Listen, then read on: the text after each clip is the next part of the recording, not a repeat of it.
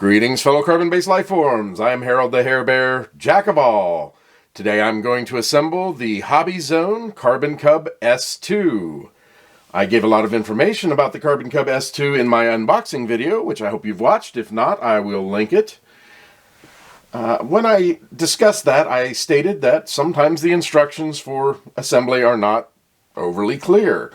By and large, when I went through the manual a second time, I realized that this was fairly straightforward installation, and even though there are a good number of parts and pieces, it doesn't look like it'll be a complicated installation by any, or assembly by any stretch of the imagination. However, one thing I noticed is they have these little bags with the hardware, very nicely marked A, B, and C, which seems excellent.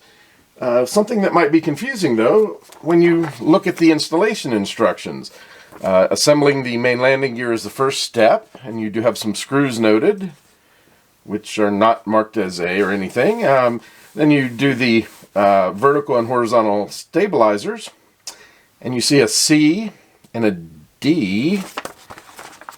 Then we look at the next step, which are the wings, and they have screws that are marked, or bolts that are marked as F, and these screws that are marked as I.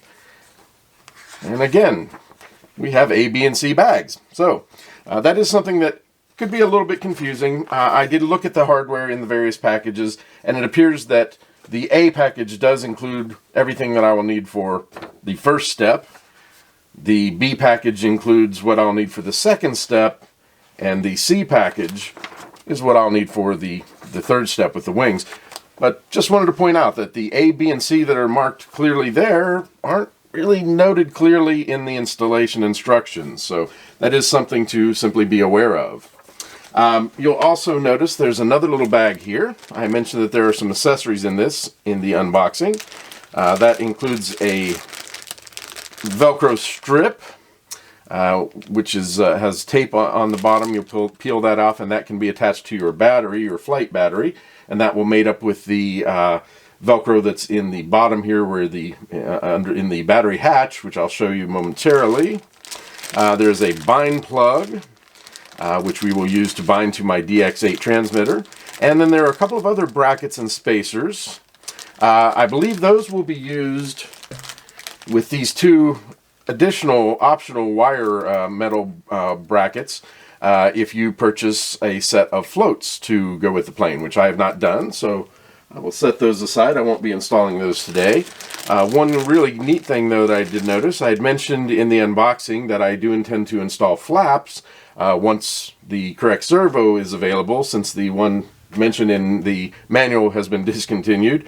It has this neat little Y bracket, essentially, so you're only going to need you'll only need one servo and an extension cable, and that will connect to this Y harness so that you can control your flaps with that single servo. So I'll keep that safely aside as well, because again, I will be using that when I get that servo in. So let's go ahead and do some installation here and just see how well it works out. So the first step is assembling the main landing gear.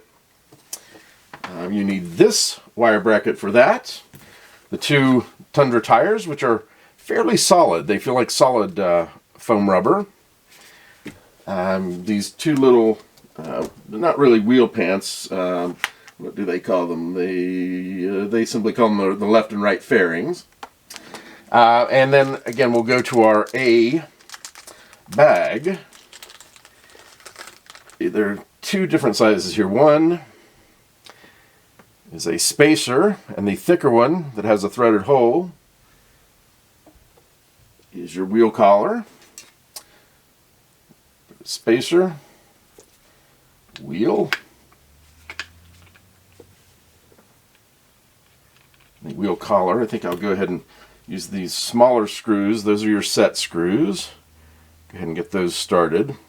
Now it does mention that you may need some thread lock or Loctite to make sure these are firmly on there. I don't have any Loctite handy, but if we're going to try to fly today, today is our normal flying day, And if the weather holds out, I'll see if my dad has some Loctite that he can bring with him, just in case.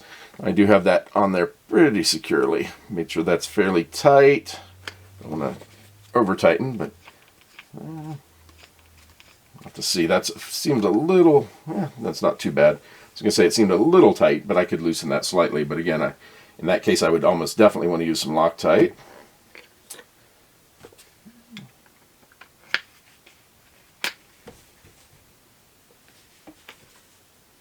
Again, get the little set screw started. There we go. Just wanted to get it started. And again, I'll snug that down pretty well. I certainly don't want to lose those, because if you lose that, more than likely the wheel will fall off, and so you'll have serious difficulties landing. I do see it came with one set of spares, a spare spacer, set screw, and a spare collar. So that's great.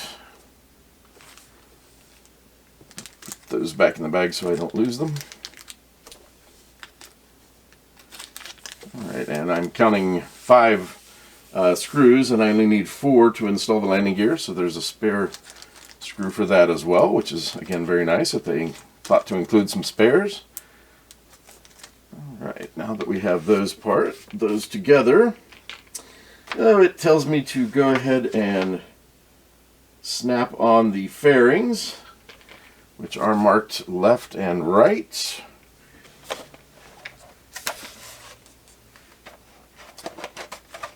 This is the battery hatch, your connector here. There is an extension for the bind plug, which is really nice because it would be almost impossible to reach without taking the wings off. And since it's a 1.3 meter wingspan, this should fit in my car without taking the wings off. So it's nice that they have that extension on the bind plug there. And this, as I mentioned, the Velcro, as well as a Velcro strap for your battery. And let's see, these will be installed here. These little notches go towards the back. Let's see, that goes towards the wing.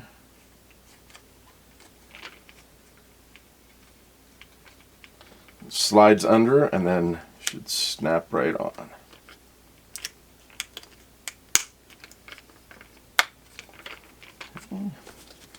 And the same thing on the other side.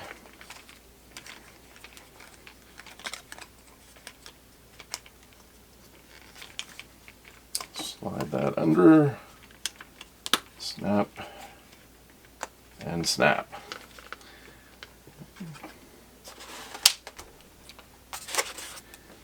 I'll use that later, so I'll move that out of my way. Incidentally, these little brackets that I'll be using were in the larger bag of accessories. I'll already opened this. This should simply slide into place. And then a bracket on each side with 2 screws. I should do this side first since it's closer to me. The holes don't line up extremely well, but you can see it better.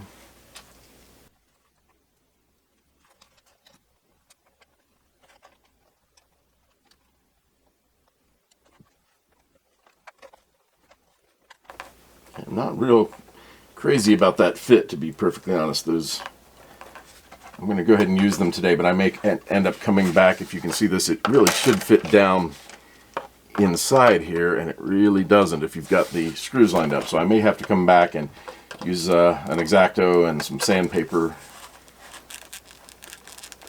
to get those to fit a little bit better in there. Alternately, I could take that X-Acto and cut a little bit more of the foam out.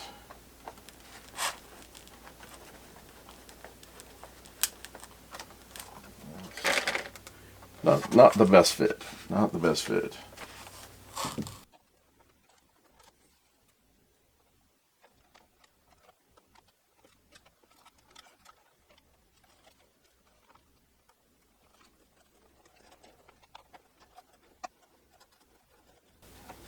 Now I am tightening those down fairly tight, but not super tight.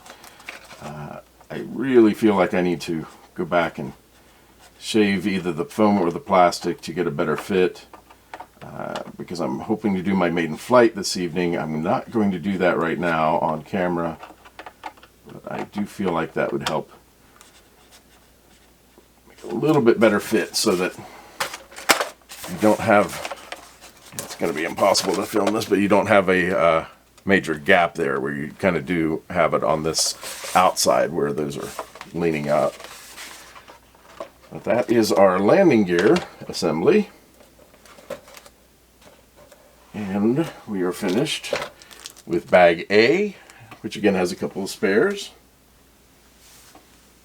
Now for step 2, we will be installing the tail, which includes the horizontal and vertical stabilizers.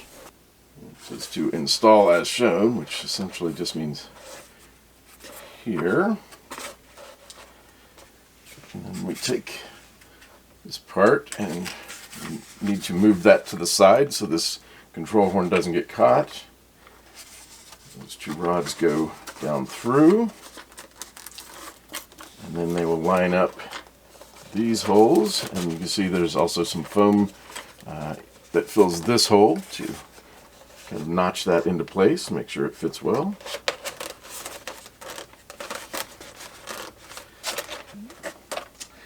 And let's see, I will need a couple of screws out of bag B for that.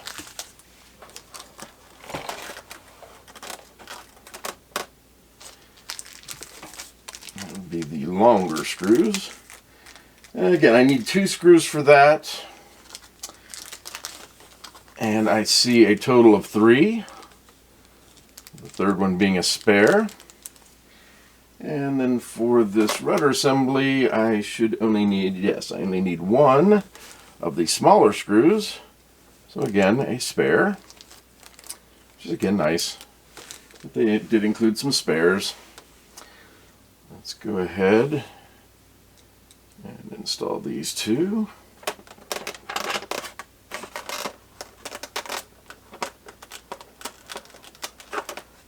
Just getting both of them started.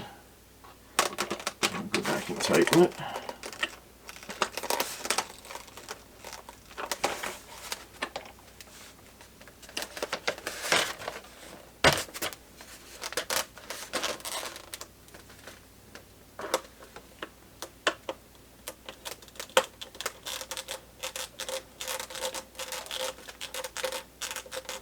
That foam squeaking.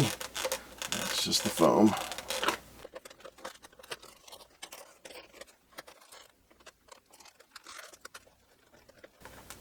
I don't know if you can see it, but there's a kind of a gap there, but that's fine.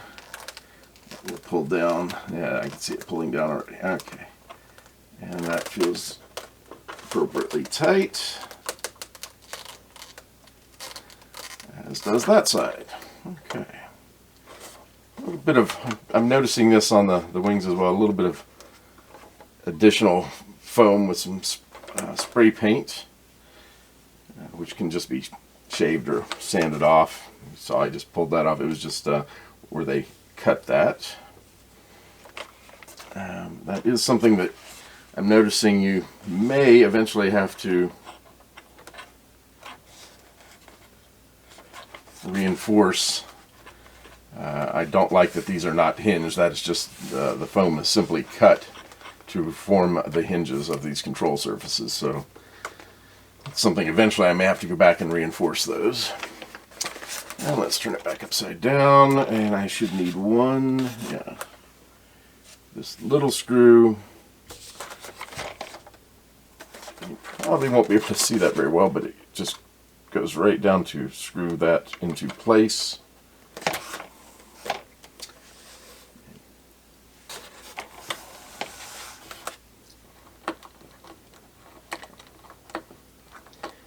I believe this says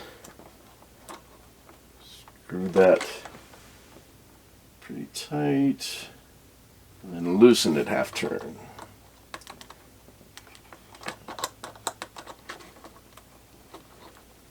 actually pretty tight. This is loose and a half turn to make sure your rudder swings freely, but the rudder is swinging fine where I'm right there, and I feel like that's tight enough, so I'm happy with that.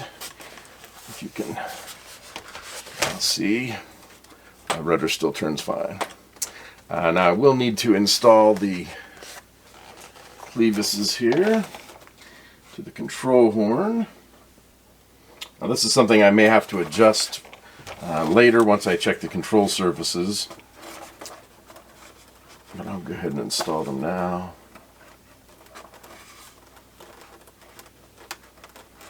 And how you, just so you know how you would adjust those, if you need them to be looser or tighter, you can screw them down or unscrew them. You can see that little rod in the center. Hopefully you can see that. And that tightens or loosens your throws. And then there's simply a pin in here that goes through the control horn, through here, and then make sure you take this little silicone band and push it all the way up. And again, I'll have, once I bind it and put the battery in, I'll be able to make sure that my throws are where they should be. And let's see, same thing here. Sorry, you can't see what I'm doing. Moving the control horn on the servo. Get that more or less in the center. Again, for now, I'm not worried about loosening and tightening the clevis. I'm just going ahead and getting it connected, but I will need to deal with that once I do a check on my control surfaces.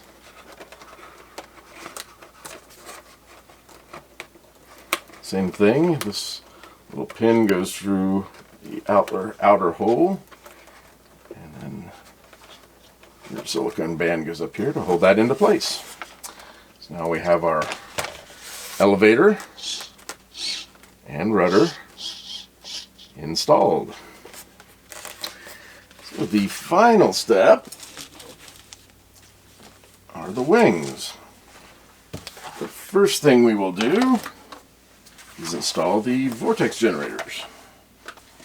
I mentioned the vortex generators in the unboxing. They assist with aerodynamics and help keep the plane from stalling. And what we simply do is take two of these double-sided tape strips. Go ahead and I'll peel one side off and insert them here, and then your two vortex generators themselves will go on top. So let's go ahead and do that. Again, I'm just going to peel one side of that off. Make sure I line that up pretty well with this edge. And just slowly roll it through.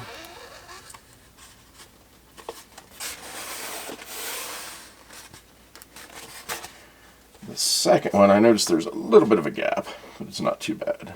Right, move that a little towards center.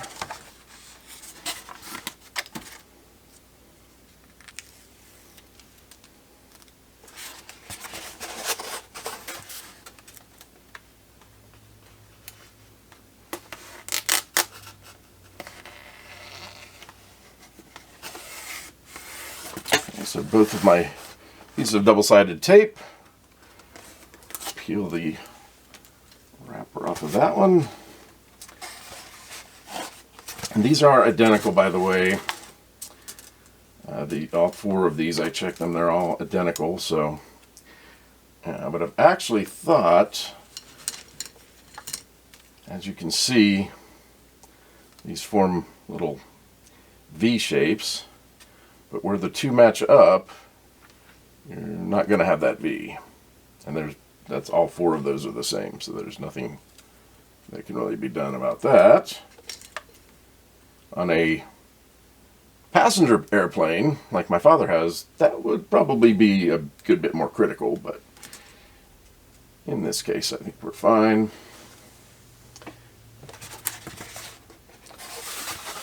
I will take this one all the way to the edge.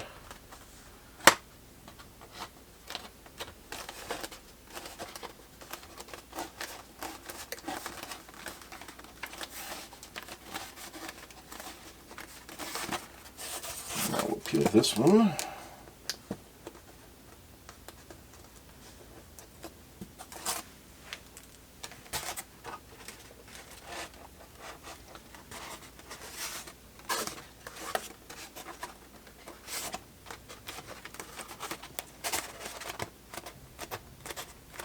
Now the vortex generators are on this wing, and we're going to do the exact same thing to the other wing.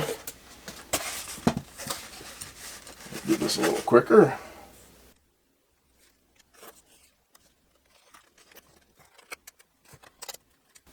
Just get him in there even. That is a pretty good fit.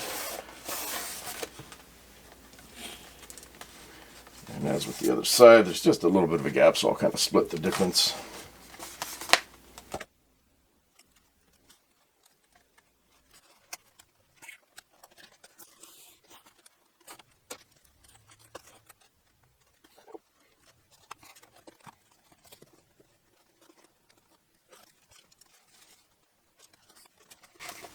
And again, our vortex generators are now installed on this wing, so both sides, both wings. Get rid of our wrappings, get those out of the way. Okay, now we take this spar, this tube, make sure you pull your aileron wires out of that hole. Install it in one side.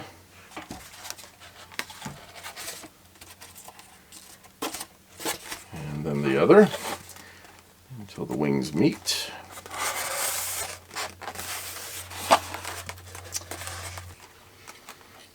We use the wing cover. This will be the front, as it matches up with the cockpit.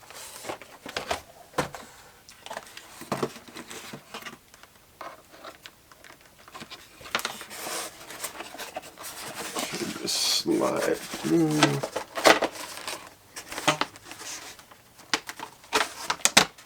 Okay, just slides through.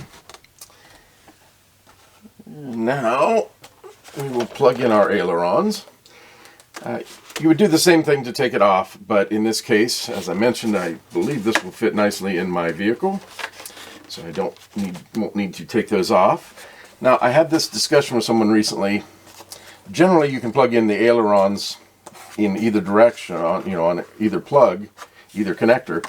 These are clearly marked left and right, ALR and ALL, so I'm going to make sure I plug those in accordingly.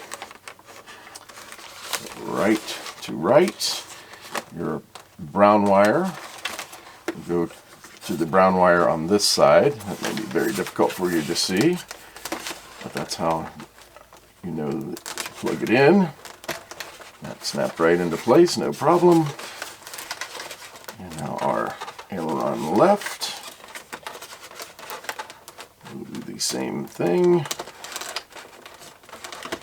And those are now installed.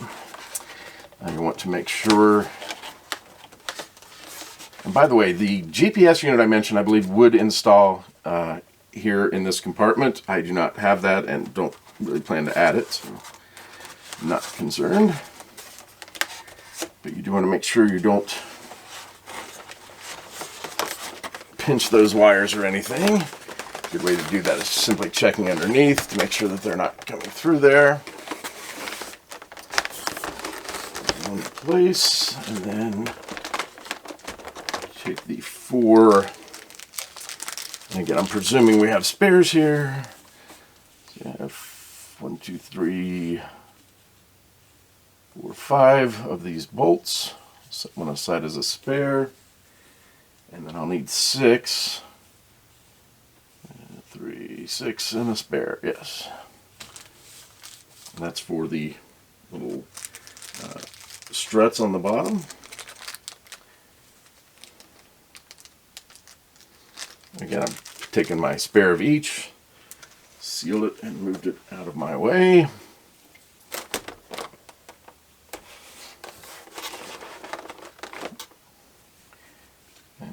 4 longer bolts.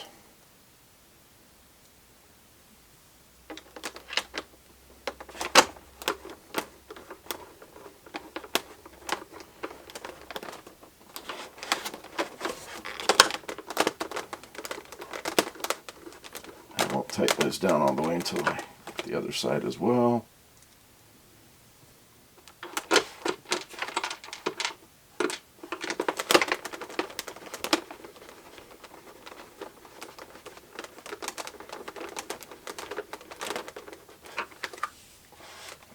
In fact, I'm going to go ahead and start the two in the front before I completely tighten them down.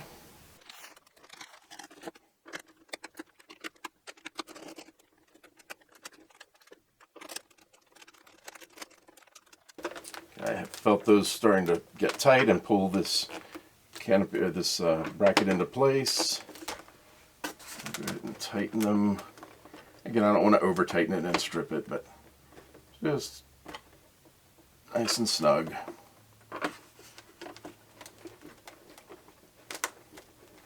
The fact that this will fit in my car is excellent because, you know, dealing with all these screws every time. And the 4 on top are not so bad, but we're going to put these little struts on. You'll see there's additional screws that we'd have to unscrew there. So that's the benefit of the 1.3 meter wingspan, as opposed to something like my Night Radian with a 6.5 foot wingspan, which will not fit in my car in one piece.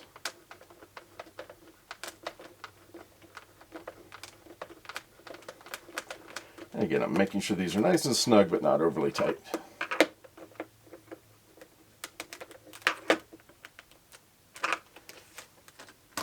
We are nearly completed.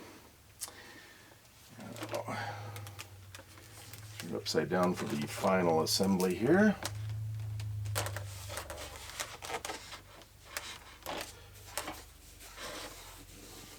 Now, these struts surprised me a little bit. I actually thought they would be metal, aluminum, something like that, but they're plastic and pretty flexible, but it will add a little bit of rigidity to the wings.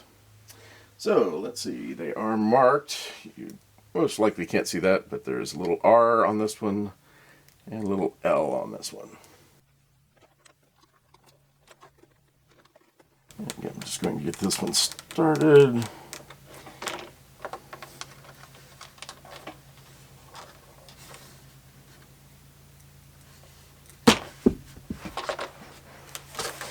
So where you can hopefully see better.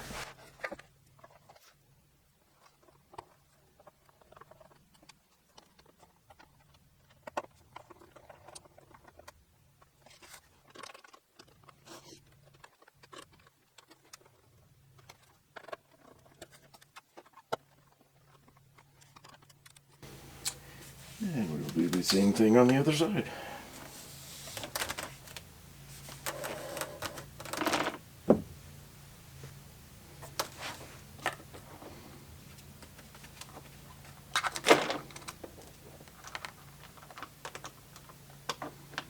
Frankly, as I see these on here, I'm almost wondering if those aren't really just for looks. Doesn't not really add much rigidity in my opinion.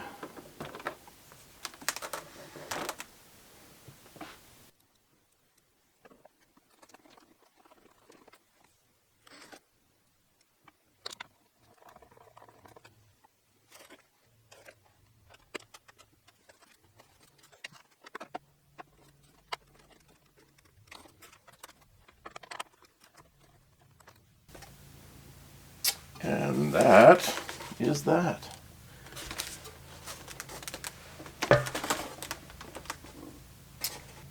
This is the Carbon Cub S2 from Hobbyzone. I think it is absolutely gorgeous. I love the yellow and silver with the black highlights. I like these nice big Tundra style tires. Again, I think it's a beautiful, beautiful airplane, and I cannot wait to see it in the air. Fingers crossed we'll have good weather this evening, and I'll be able to go up to our field and give it its maiden flight.